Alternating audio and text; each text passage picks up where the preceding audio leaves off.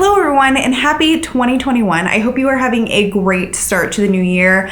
I don't know about you guys, but just it not being 2020 is a breath of fresh air. 2021 hasn't been amazing for me yet, or nothing incredible has happened, but it's just nice knowing that we got through 2020 and we're done with that. One of the things that I really want to get into the habit of doing this year is monthly wrap-ups and TBRs, because while they can be kind of difficult to film and difficult for me to find the time, I find that my reading is so much more organized and I get so much more out of my reading when I actually document and film what I'm reading and share it with you guys. So that's gonna be one of my big goals this year. So I thought, why not start off how I mean to go on and do a January TBR.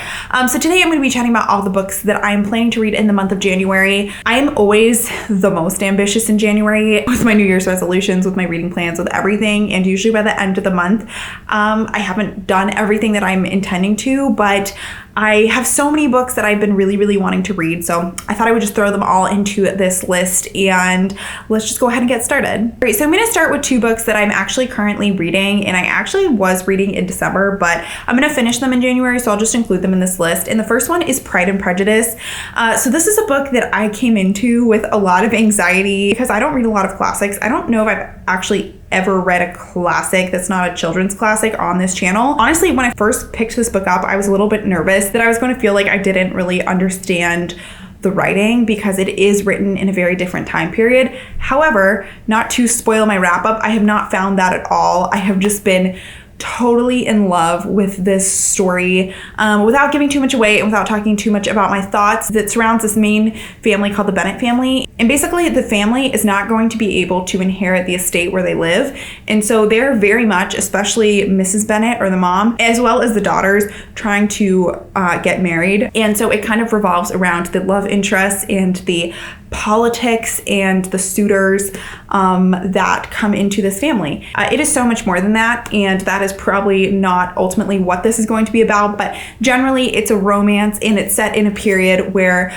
marriage not only was for love, but also very much for prestige and wealth and all of that. So anyways, I'm really enjoying this so far, but I will talk more with you guys about that at the end of the month in my monthly wrap up. The other book that I am reading currently is Becoming by Michelle Obama. This has been on my bookshelf for so long, and I just decided that I was going to pick it up on audiobook. I thought it would be perfect. She narrates the audiobook, so why not? So I bought it on Audible, and I have about an hour left of the audiobook. This book is a very personal account of her whole life, including her childhood, when she met Barack, during the campaign, during his presidency. And I'm enjoying this for so many reasons. But one of the things that I find most interesting about this book is that I lived through this time period. So I obviously experienced many of the things that she talks about in this book. And it's just interesting seeing it from her perspective and getting her raw personal story. And of course, I'll get more into this in my wrap up, but I am thoroughly enjoying this. And I actually am planning to pick up Barack Obama's new memoir as well, maybe in February. All right, so the next book that I'm planning to read during January is The Lovely War by Julie Berry. So this was so kindly gifted to me by Mary from Mary Among Stories. Thank you so much, Mary. This is the most wonderful Christmas present. But this is a book that basically takes place in World War I and World War II and is a romance narrated by Aphrodite and a few other gods. So I think that this is such a unique idea for a book. And honestly, one of the main things that attracted me to it is that I've read so many historical fiction set in World War II, and this kind of new take on it just seemed really interesting to me. I think it could either crash and burn if it's trying to be too much and do too much, or it could be a totally unforgettable experience. So excited to pick this one up as well. All right, next up is a book that has been so hyped over the past year and has been in so many people's favorite books of the year. So I decided I had to jump on the bandwagon, and that is The Vanishing Half by Bennett. I finally picked this up over the Christmas holidays, actually. I just couldn't resist it. This is about two sisters. They grow up in this small community that's predominantly Black, and one of them has lighter skin.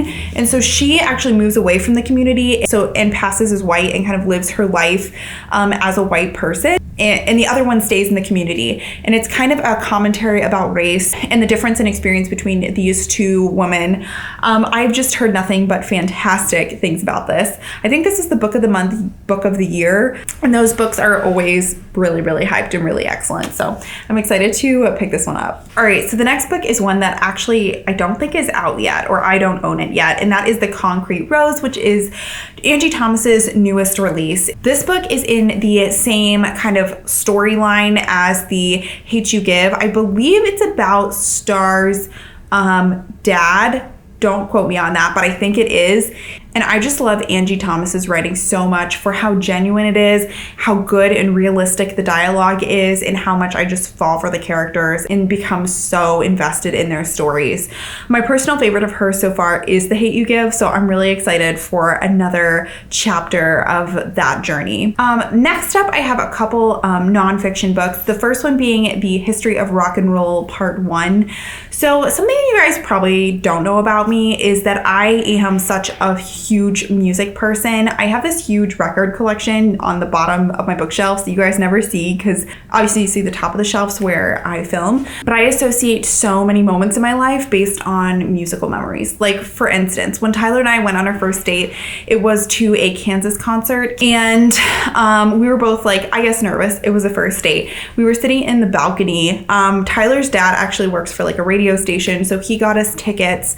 We were sitting in the balcony, and there weren't people sitting next to us, which was kind of weird because the whole place was completely sold out. There was a little intermission, and then like as we were beginning the second half, someone had sat down next to us, and I was like, that's interesting. I guess they weren't here for the first half.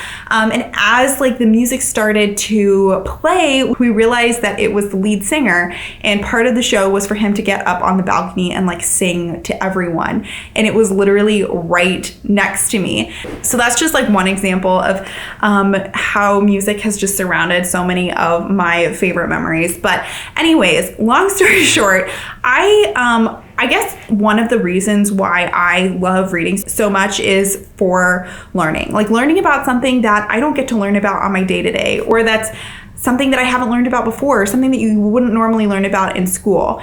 So as soon as I saw this on Scribd, I just had to pick it up. Basically, this book comes in 2 volumes. The first is like the 1920s to the mid 1960s, and then the second volume is like the 60s and 70s. And I just think it's gonna be fun. Like, it's gonna be interesting to hear about the history of so many of the bands that I've heard before and learn about how different groups influenced each other.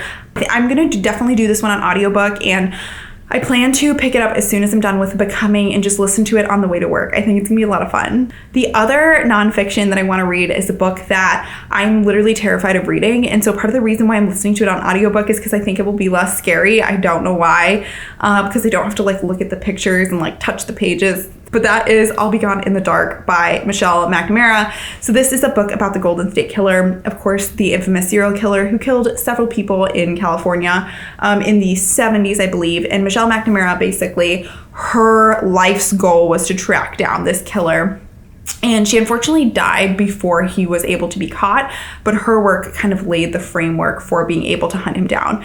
And so I've just heard so many good things about it, but like true crime really freaks me out. Mystery thrillers, it makes it a little bit better that it's fictional, but true crime, like having gone to like places where this happened and like, it's just creepy. So, but anyways, I have wanted to read it for quite a while. I think it's time. All right, and the last book that I would like to read in the month of January is our Tea Leaves Book Club pick for this month, and that is The Midnight Library by Matt Haig. A few fun facts you might not be aware of. We recently started a Discord chat, so we are chatting about the books in non-spoiler and spoiler chat. And we also have Twitter and Instagram, and we have live shows every month. So if you're looking for kind of more friends in the bookish community, or you're looking to have a monthly book club, join us. But this is a book about a library, a magical library, and each book kind of holds a different journey that the main character could go on, or is kind of the answer to what if I made a different decision here. And I think that that's a really interesting trope. I haven't read that many books that are based on that, but I'm intrigued. And of course, many people have loved it, so I'm really interested to see what all the hype is. Alright guys, that's gonna be it for my January TBR. I'd love to hear what you guys are reading this month and if you have read any of these books. And with that, I will see you guys in my next video. Bye.